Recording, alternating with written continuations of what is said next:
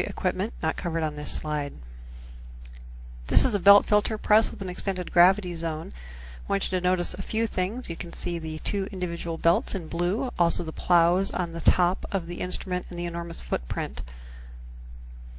Basics of operation for a belt filter press.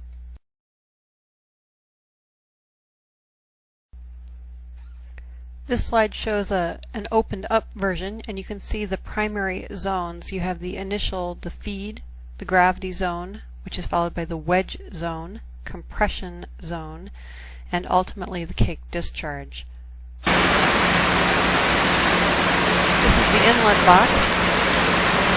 It distributes sludge over the top of the belt. You can see here at the very beginning of the gravity zone, we're already starting to get good furrows with a lot of water draining from the sludge. Here's the initial entry point of the sludge. You can see again that sludge getting drier and drier as it goes down the belt.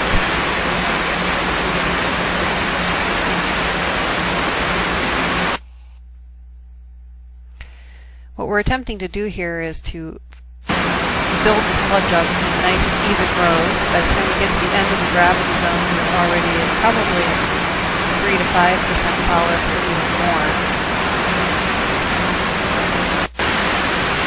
Those solids are going to drop off the edge into the wedge zone, where you see them dropping down and then become sandwiched between the two belts.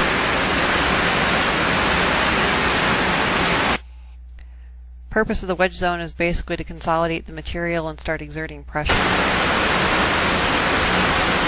Same solids now dropping between those two belts into the wedge zone. You can see the belt compressing more and more.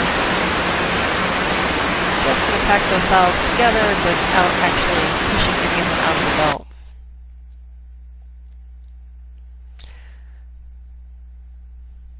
Now we're entering the pressure zone, and the pressure zone shows a bunch of rollers. Those rollers are going to exert more and more pressure on the solids and squeeze more and more liquid out of those solids as the two belts move over the rollers.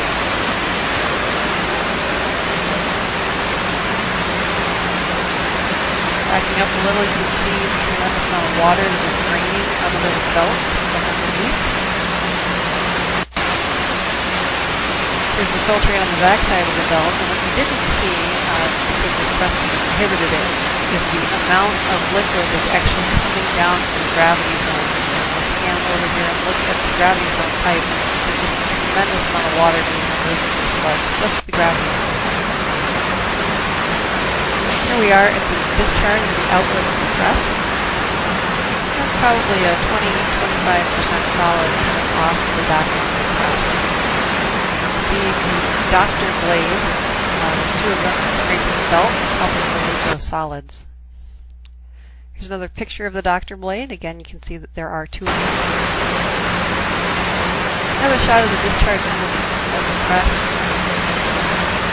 Looking back along the press, you can now see all of the zones, the gravity zone, the rollers, pressure zone, and the discharge zone, where those two belts are coming back apart.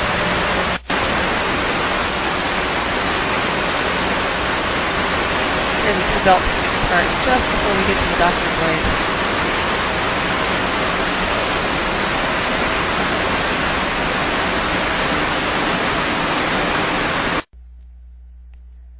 The primary control parameters for belt filter presses are the solids loading rate.